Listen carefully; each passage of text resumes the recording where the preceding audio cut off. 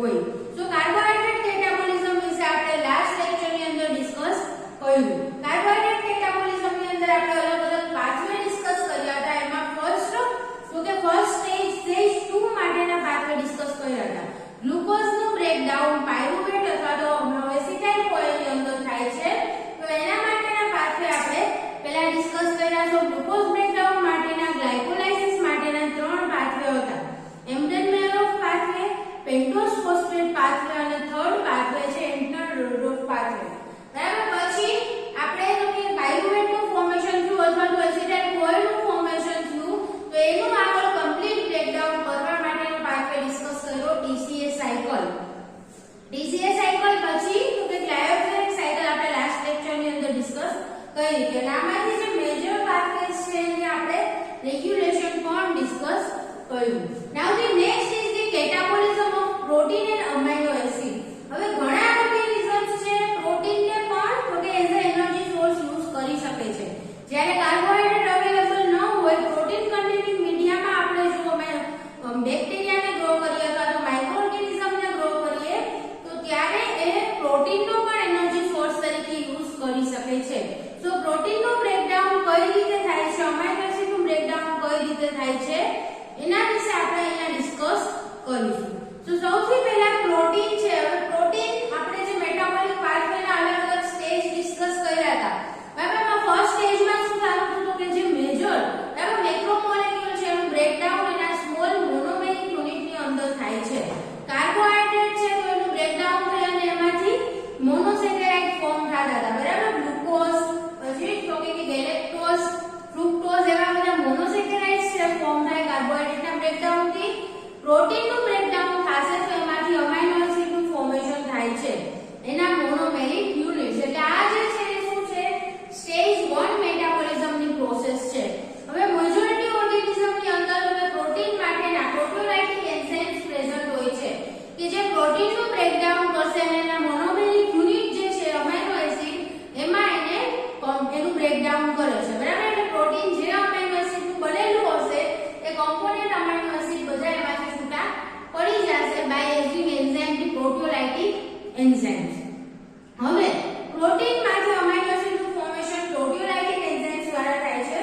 અલગ અલગ ઓર્ગેનિઝમની અંદર અલગ અલગ ટાઈપના પ્રોટીઓલાઇટિક એન્ઝાઇમ્સ પ્રેઝન્ટ હોય છે.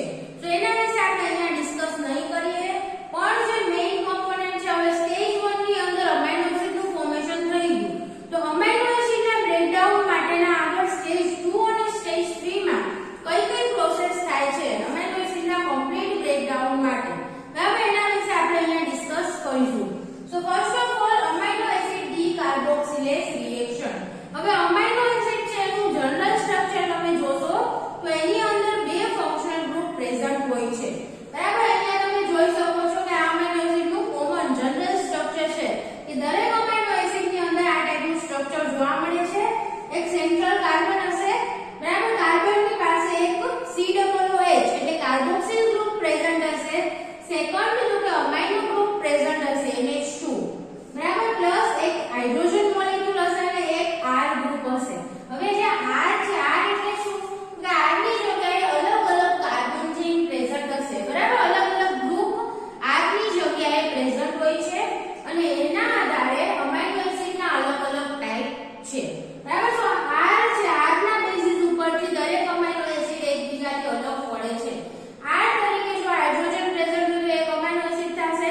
બરાબર. R ની જગ્યાએ તો કે CH2 પ્રેઝન્ટ હશે તો બીજું amino acid, CH2 CH3 present હોય તો ત્રીજું અમાઇનો એસિડ. એટલે એ રીતના કે R ગ્રુપ જે અલગ હશે એના આધારે અમાઇનો એસિડના અલગ અલગ ટાઈપ ડિસાઈડ થાય છે. બરાબર. સો જનરલ અમાઇનો એસિડ દરેકનું સ્ટ્રક્ચર આ ટાઈપનું હશે. તેની પાસે એક કાર્બોક્સિલ ગ્રુપ હશે, એક અમાઇનો ગ્રુપ હશે અને એક R ગ્રુપ અને એક હાઇડ્રોજન મોલેક્યુલ જોડાયેલો હોય છે. બરાબર. સો જો મેઇન બે ફંક્શનલ ગ્રુપ પ્રેઝન્ટ હશે, એક અમાઇનો ગ્રુપ અને એક કાર્બોક્સિલ ગ્રુપ. સો અમાઇનો એસિડના બ્રેકડાઉન માટે આપણે ડીઅમાઇનેશન અને ડીકાર્બોક્સિલેશન આ બે રિએક્શન ડિસ્કસ કરશું અહીંયા. બરાબર. તો કે દરેક અમાઇનો એસિડની અંદર તો કે આ બે ગ્રુપ કોમન છે. આ બે ગ્રુપ પ્રેઝન્ટ રહેશે. આ પાછળનું જે R તરીકે જે જોડાયેલું હશે એમાં ડિફરન્સ જોવા મળશે, પણ દરેક અમાઇનો એસિડમાં અમાઇનો ગ્રુપ પ્રેઝન્ટ હશે અને કાર્બોક્સિલ ગ્રુપ પ્રેઝન્ટ હશે.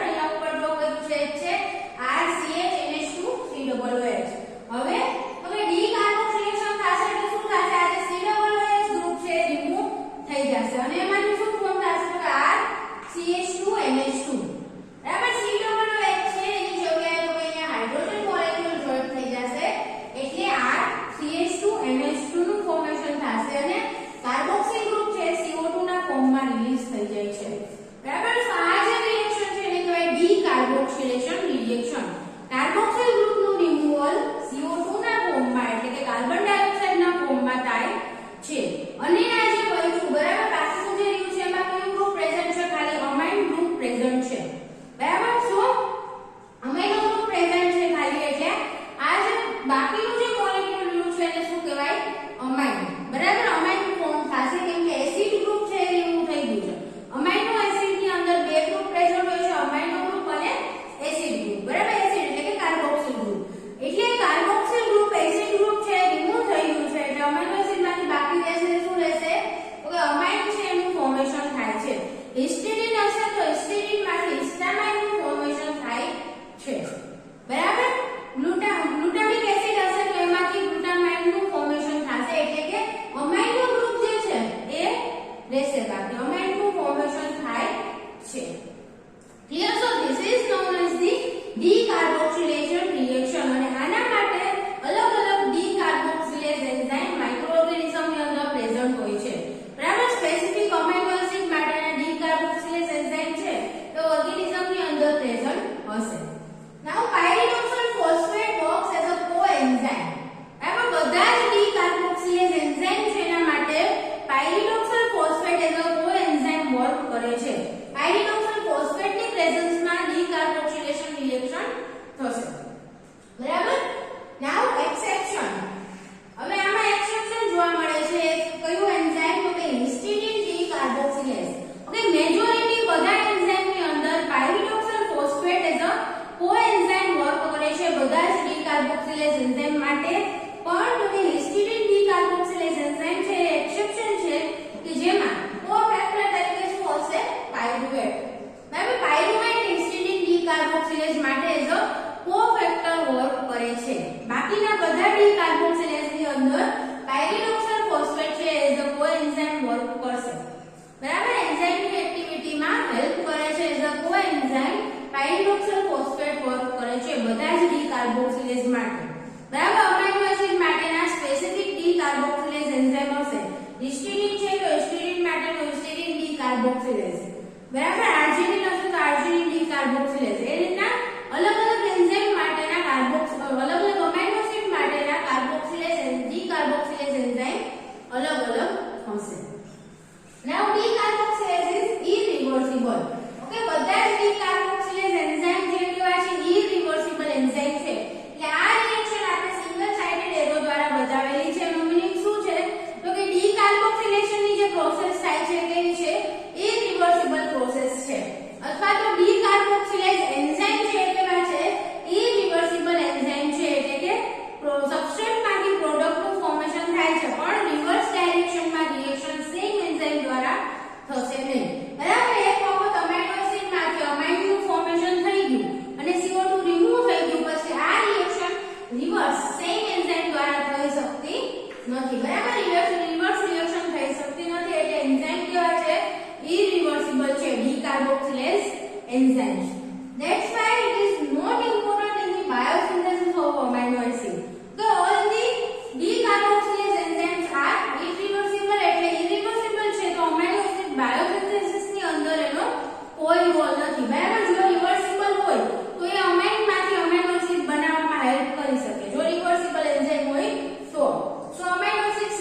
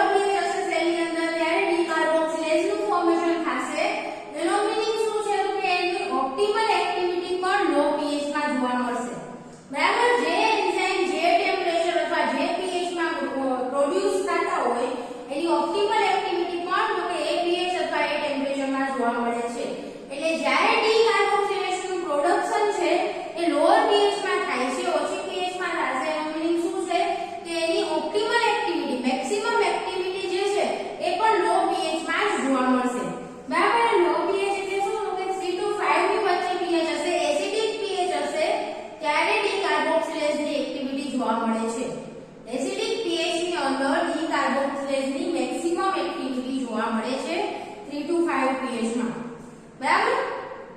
નાઉ ઓર્નિથિન, બરાબર. ઓર્નિથિન જે અમાઇનો એસિડ છે એના ડીકાર્બોક્સિલેશન ની પ્રોડક્ટ છે ડાયઅમાઇન પુટ્રેસિન. બરાબર. પુટ્રેસિન છે ઇટ ઇઝ અ ડાયઅમાઇન, એની પાસે બે અમાઇનો ગ્રુપ હશે અને તો કે ઓર્નિથિન ના બ્રેકડાઉન થી એનું ડીકાર્બોક્સિલેશન થશે એટલે એનું કાર્બોક્સિલ ગ્રુપ રિમૂવ થઈ જાય છે. બરાબર. અને બાકીના જે અમાઇનો ગ્રુપ છે બે અમાઇનો ગ્રુપ પ્રેઝન્ટ રહેશે. સો ડાયઅમાઇન ફોર્મ થાય છે, એનું નામ છે પુટ્રેસિન. બરાબર. ડાયઅમાઇન કઈ રીતે ફોર્મ થાય તો એક અમાઇનો ગ્રુપ અમાઇનો એસિડ નું છે, બરાબર, અને બીજું અમાઇનો ગ્રુપ R ગ્રુપ ની સાથે પ્રેઝન્ટ હશે. R તરીકે જે કમ્પોનન્ટ ત્યાં જોડાયેલું છે, બરાબર, R ની જગ્યાએ એમાં પણ એક અમાઇનો ગ્રુપ પ્રેઝન્ટ હશે. એટલે બે અમાઇનો ગ્રુપ અને એક કાર્બોક્સિલ ગ્રુપ ઓર્નિથિન પાસે પ્રેઝન્ટ છે.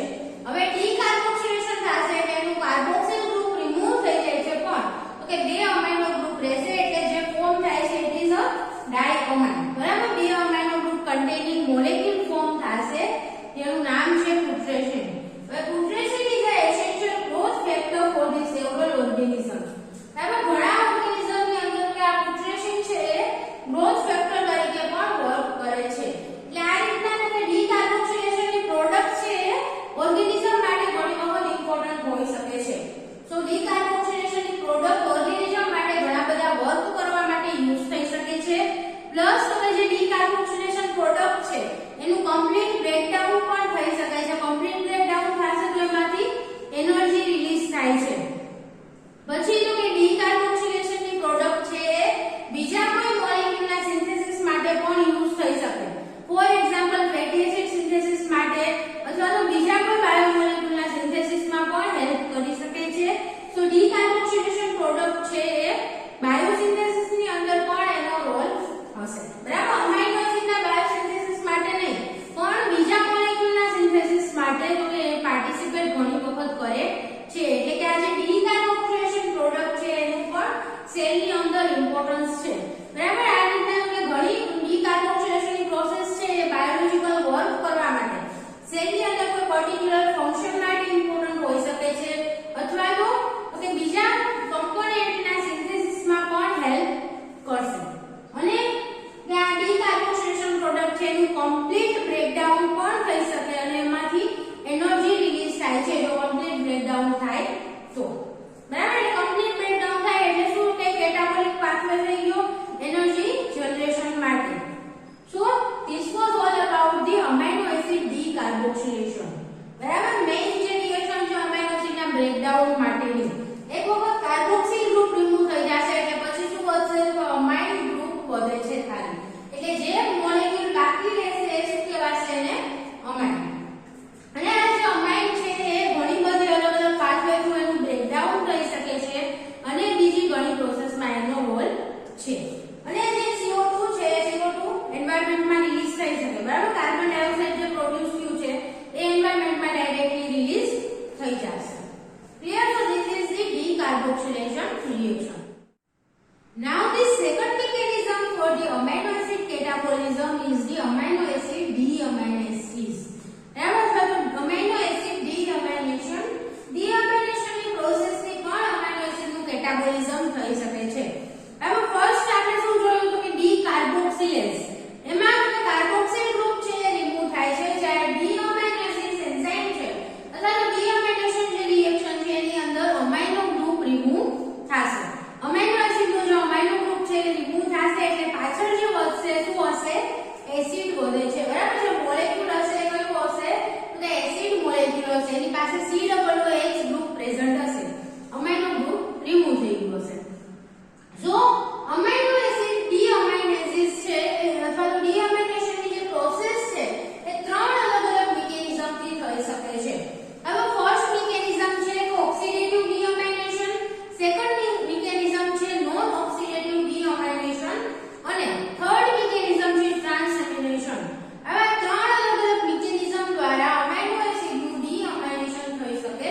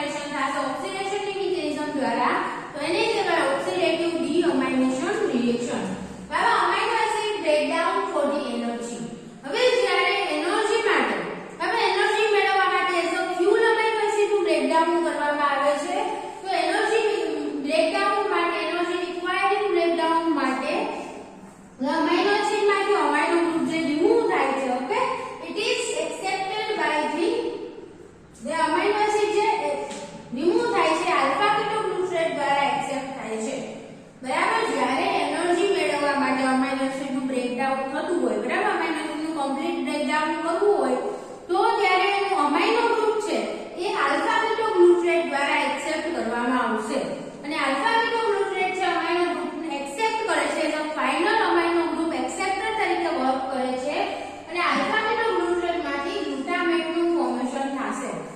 હવે આલ્ફા કીટો ગ્લુટરેટ છે એની પાસે અમાઇનો ગ્રુપ પ્રેઝન્ટ નહીં હોય, ઈ અમાઇનો ગ્રુપ છે એક્સેપ્ટ કરશે અમાઇનો એસિડના બ્રેકડાઉનની પ્રોસેસ દરમિયાન અને આલ્ફા કીટો ગ્લુટરેટ અમાઇનો ગ્રુપ એક્સેપ્ટ કરશે એટલે એમાંથી ગ્લુટામેટનું ફોર્મેશન થાય છે.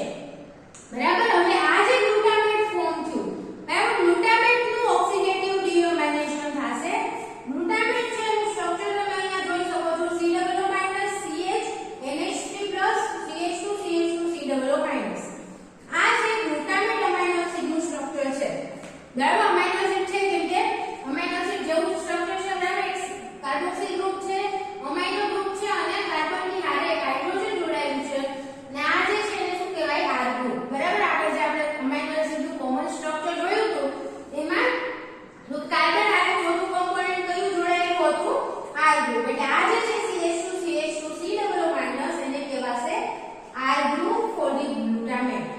બરાબર. હવે ગ્લુટામેટ છે, ગ્લુટામેટનું ઓક્સિડેટિવ ડીઅમાઇનેશન થશે એટલે કે ગ્લુટામેટમાંથી અમાઇનો ગ્રુપ છે એ રિમૂવ થશે.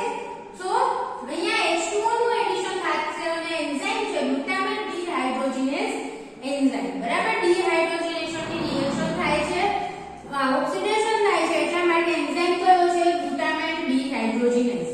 હવે ડિહાઇડ્રોજિનેઝ એન્ઝાઇમ આવ્યો એનો મીનિંગ શું છે, હાઇડ્રોજન મોલેક્યુલ્સ રિમૂવ થતા હશે અને હાઇડ્રોજન રિમૂવ થાય છે એટલે એના એક્સેપ્ટર તરીકે પણ કોઈ કોમ્પોનન્ટની રિક્વાયરમેન્ટ રહેશે. બરાબર, જ્યાં જ્યાં ડિહાઇડ્રોજિનેઝ એન્ઝાઇમ આવ્યું છે, આપણે આગળ પણ જોયું હતું ગ્લાયકોલાઇસિસમાં ડિહાઇડ્રોજિનેઝ એન્ઝાઇમ હતા, પછી તો કે અહીંયા DCA સાયકલની અંદર પણ ઘણા બધા એન્ઝાઇમ કેવા હતા, ડિહાઇડ્રોજિનેઝ એન્ઝાઇમ હતા.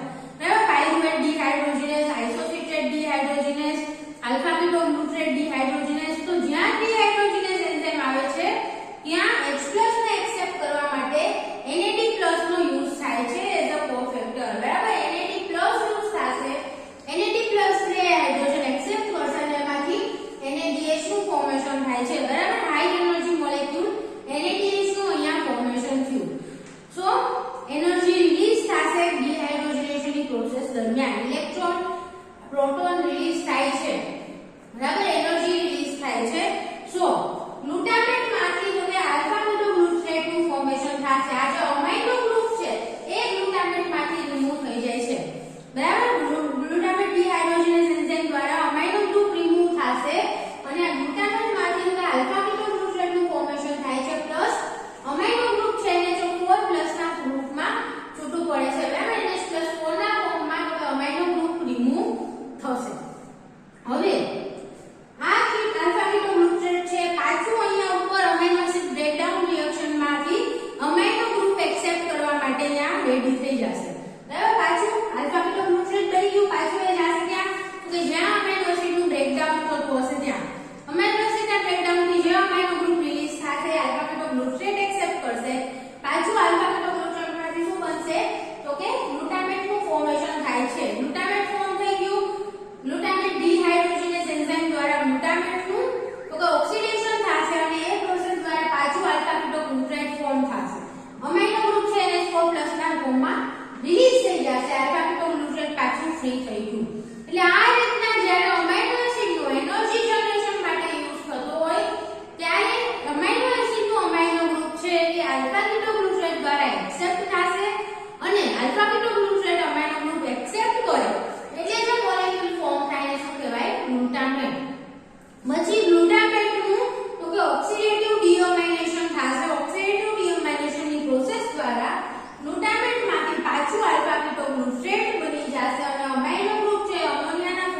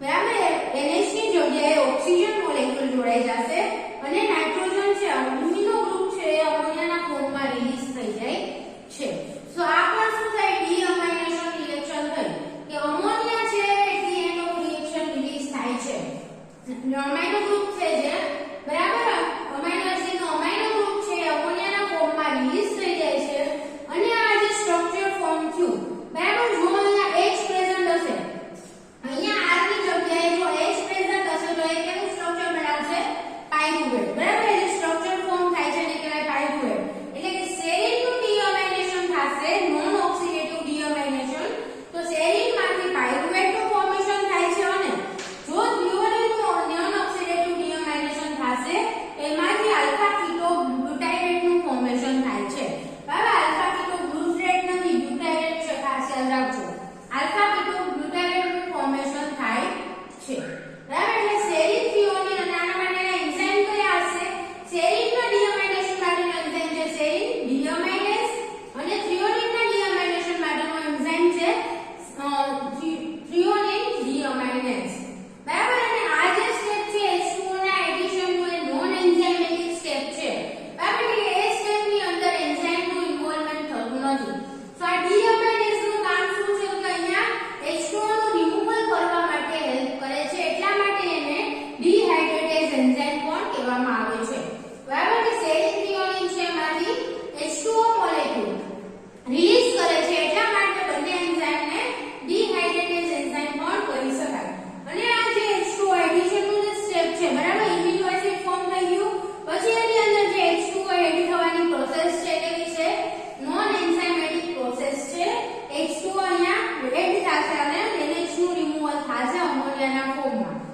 બરાબર અને જે પ્રોડક્ટ ફોર્મ થાય છે શું છે પાયરુવેટ અને આલ્ફા કીટો ગ્લુટારેટ બરાબર આ જે પ્રોડક્ટ ફોર્મ થાય છે બીજા પાથવે ની અંદર ઇન્ટરમીડિયેટ તરીકે વર્ક કરે છે બરાબર પાયરુવેટ છે તો પાયરુવેટ TCA સાયકલમાં એન્ટર થઈ શકે છે એસિટાઇલ કોએમાં કન્વર્ટ થઈ અને પાયરુવેટ નું કમ્પ્લીટ બ્રેકડાઉન થઈ શકે છે અથવા તો સિન્થેસિસ પ્રોસેસ ની અંદર પણ આ પ્રોડક્ટ નો યુઝ થઈ શકે બરાબર કાર્બોહાઇડ્રેટ નું સિન્થેસિસ કરવું છે ફેટી એસિડ સિન્થેસિસ કરવું છે તો એવી બધી પ્રોસેસ ની અંદર પણ આ પ્રોડક્ટ્સ નો યુઝ થઈ શકે છે સો અમાઇનો એસિડ બ્રેકડાઉન માટેની મિકેનિઝમમાં નોન ઓક્સિડેટિવ ડીઅમાઇનેઝ હવે અહીંયા નોન ઓક્સિડેટિવ ડીઅમાઇનેશન છે ઓક્સિડેશન ની પ્રોસેસ કોઈ પણ જગ્યાએ થતી નથી બરાબર તમે જોઈ શકો છો કે H2O રિમૂવ થાય છે H2O એડ થાય છે ઓક્સિડેશન ની પ્રોસેસ એક પણ સ્ટેપમાં થતી નથી એટલે આ જે પ્રોસેસ છે એને કહેવાય નોન ઓક્સિડેટિવ ડીઅમાઇનેશન કે ઓક્સિડેશન ની પ્રોસેસ વગર અમાઇનો ગ્રુપ રિમૂવ થાય છે now pyridoxal 5 phosphate will work as the cofactor બરાબર અહીંયા પણ પાયરિડોક્સલ 5 ફોસ્ફેટ છે એઝ અ કોફેક્ટર વર્ક કરે છે બરાબર pyridoxal 5 phosphate cofactor for the non oxidative deamination reaction બરાબર ક્લિયર તો આ બે મેઇન મિકેનિઝમ છે અમાઇનો એસિડ ડીઅમાઇનેશન માટેની એક ઓક્સિડેટિવ ડીઅમાઇનેશન અને બીજું છે નોન ઓક્સિડેટિવ ડીઅમાઇનેશન બરાબર દરેક અમાઇનો એસિડમાંથી અમાઇનો ગ્રુપ રિમૂવ કરવા માટે યુઝ થાય છે નાઉ થર્ડ પ્રોસેસ છે ટ્રાન્સઅમાઇનેશન રિએક્શન એ આપણે નેક્સ્ટ લેક્ચરની અંદર ડિસ્કસ કરીશું so thank you so much student for watching this video and